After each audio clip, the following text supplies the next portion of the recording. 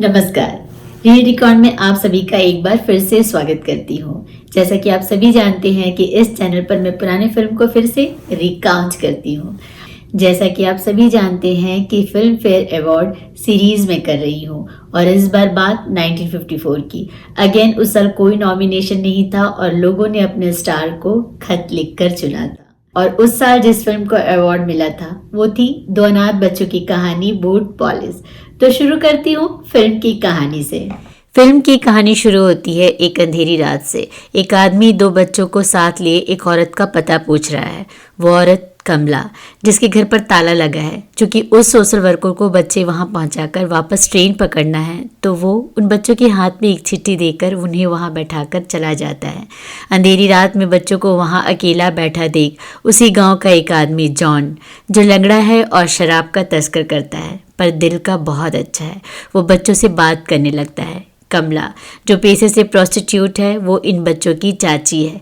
Letter में लिखा है कि इन बच्चों के पिता को काले पानी की सजा मिली है और इनकी माँ हैडे से मर गई, तो ये बच्चों को आप तक पहुंचाने की मेरी जिम्मेदारी है। पहले तो कमला उन बच्चों को रखना नहीं चाहती, पर जॉन के समझाने पर मान जाती है। उसके मन में ये ख्याल आता है कि इन बच्चों से वो भीख मंगवाएगी और पैसे कमाएगी। अगले दिन वो इन मासूम बच्चों को भीख मांगना सिखाती है।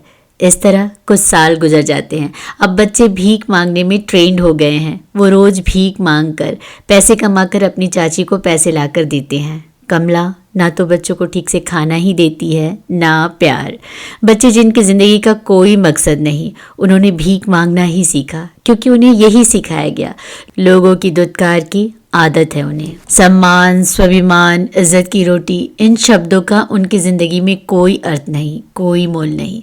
हो भी कैसे? स्वाभिमान किसे कहते हैं ये सिखाने के लिए उनके सर पर माँ बाप का साया जो नहीं है। हर तरफ से दुत्कार मिलने के बाद उनकी जिंदगी में बस जॉन वो शख्स है जो उन बच्चों को प्यार करता है और जॉन ही वो शख्स है जो उन्हें स्वाभिमान से जीने के ख्वाब दिखाता है। एक दिन ट्रेन में भोला एक लड़के को बूट पॉलिश करता देख और हक से अपने पैसे मांगता देख उसके दिल में ये ख्याल आता है कि पैसे तो मैं भी मांगता हूँ, पैसे तो उसने भी मांगे, पर फर्क किस बात का है? मुझे दुत्कार मिलता है और वो हक से मांगता है। बात स्वाभिमान का है। ये सोचकर वो भी जूते पॉलिश कर पैसे कमाने का सोचता है, पर उसके पास इतने पैसे नहीं है कि वो पॉलिश और ब्रश खरीद सके। कहानी इसी के इर्द गिर्द घूमती है। आखिरकार वो कुछ पैसे कमाकर अपनी चाची से छुपाकर पॉलिश और ब्रश खरीद लेता है। बच्चों की इस पहल से जॉन बहुत खुश होता है। वो बच्चों को अच्छा इंसान बनाना चाहता है। यूं तो जॉन की जिंदगी में दाग है, पर वो चाहता है कि बच्चे सम्मान से जीना सीखे और सर उठाकर समाज में चले। उसका मानना है कि ये बच्चे ही तो देश का भविष्य है, जो हिंदुस्तान को एक नया हिंदुस्तान बनाएंगे। एक रोज जॉन बच्चों के लिए नए कपड़े खरीदने के लिए शराब की तस्कर करता है। पुलिस उसे पकड़ लेती है और जेल में डाल देती है। इधर बच्चे धीरे धीरे पैसे कमाने लगते हैं, पर एक रोज उसकी चाची को इस बात का पता चल जाता है और वो इन बच्चों को घर से निकाल देती है। बारिश में भीगते बच्चों के पास कोई ठिकाना नहीं होता और बिलू बीमार पड़ जाती है। भोलू बहुत कोशिश करता है कि उसे एक दो बूट पॉलिश मिल जाए ताकि वो कुछ पैसे कमा सके, पर उस रात उसे कोई पॉलिश नहीं मिलता। भोलू जो भूख से तड़प रही है वो हालात से हार कर भीख मांग लेती है, जिससे भोला बहुत नाराज होता है और उसे थप्पड़ मार कर कहता है कि इससे अच्छा तो तू मर जाती। बिल्लू को बहुत अफसोस होता है, वो बहुत रोती है। थोड़ी कोशिश के बाद भोला दो पैसे कमाकर बहन को एक जगह बैठाकर खाना लेने जाता है।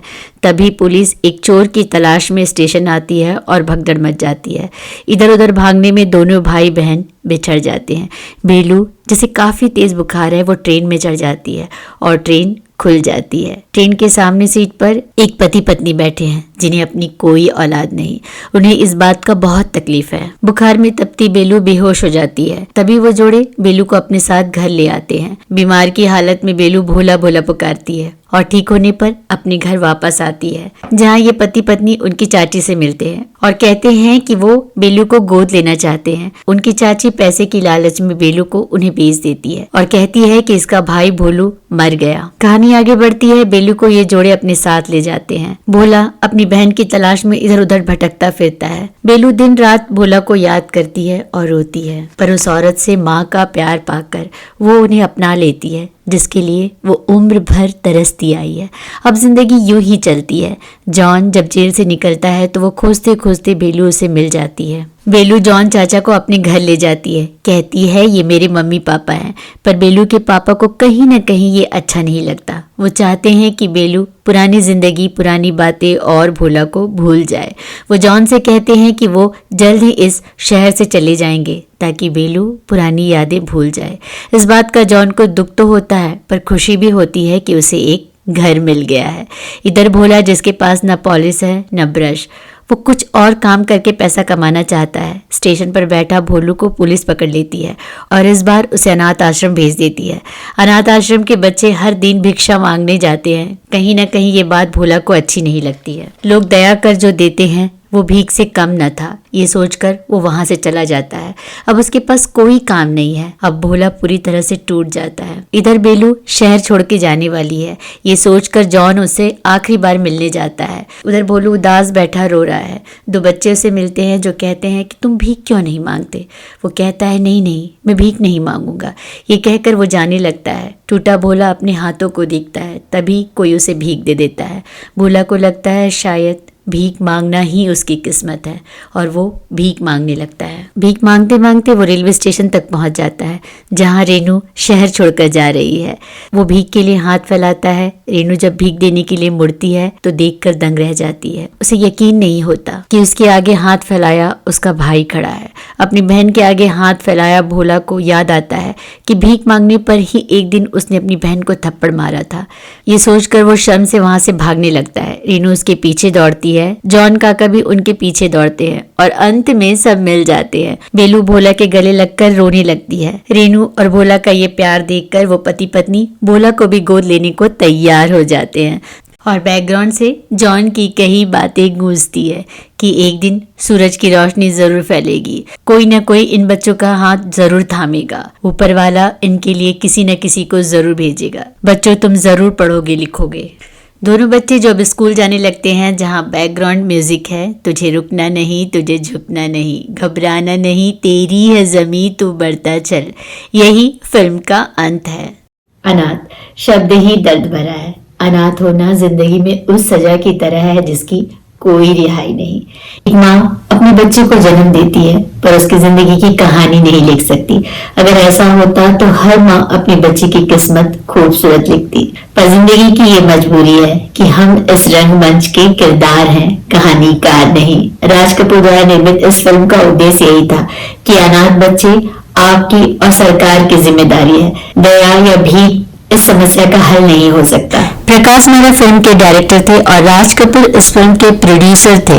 यूं तो राज कपूर अपने फिल्म के डायरेक्टर, प्रोड्यूसर और कलाकार भी खुद ही हुआ करते थे, पर इस फिल्म को उन्होंने सिर्फ प्रोड्यूस किया था। कुछ मिनट के लिए उनका गेस्ट अपीयरेंस भी इस फिल्म में है।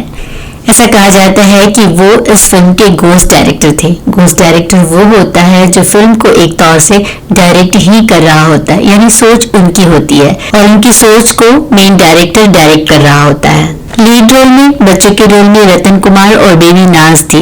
रतन कुमार इससे पहले बैजू बाबरा, धोबी का जमीन जैसी फिल्मों में अभिनय कर चुके थे। उस दौर के सबसे चहेते बाल कलाकार और सबसे महंगे बाल कलाकार। पर 60s के दशक में वो हमेशा के लिए पाकिस्तान चले गए। बेलू के रोल में बेबी नाज। कान फिल्म उत्सव में उनकी काफी सराहना की गई और उन्हें एक स्पेशल अवार्ड भी दिया गया।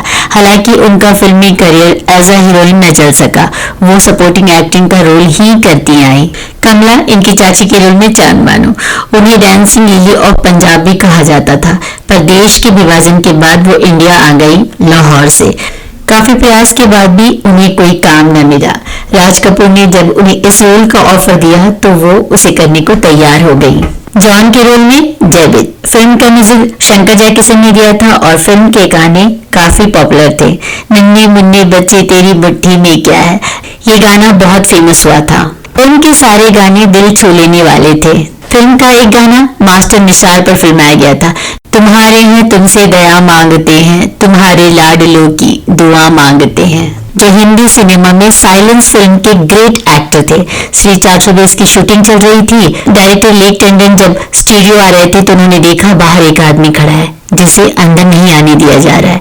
टंडन साहब उसे तुरंत पहचान गए, वो मास्टर निसार थे। वो उन्हें अपने साथ लेकर अंदर आए। राज कपूर ने भी उन्हें झट से पहचान लिया, इज्जत से बैठाया। निसार ने कहा, मैं बहुत ही बुरी हालत में हूँ, मुझे कुछ काम की तलाश है, जूनियर आर्टिस्ट का भी रोल दे दीजिए। तब राज कपूर को ये बात बहुत खली कि किस्मत ने पलटा मारा तो ये परिस्थिति तो किसी के साथ भी हो सकती है, और उन्होंने उनसे वादा किया कि वो जल्द ही उन्हें याद करेंगे। मुड़ के ना देख मुड़ के गाने की शूटिंग चल रही थी कि राज कपूर को बूट पॉलिश के लिए एक गाना सूझा। उन्होंने तुरंत शूटिंग रोक दी और अपने मैनेजर को बुलाया।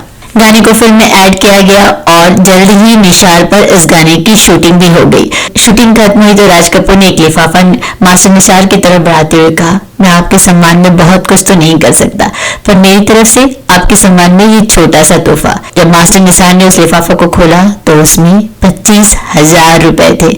मैं बात 1954 की कर रही हूँ। मुझे ये कहने की जरूरत नहीं कि उस वक्त इन पैसों की कीमत क्या थी। Boot polish.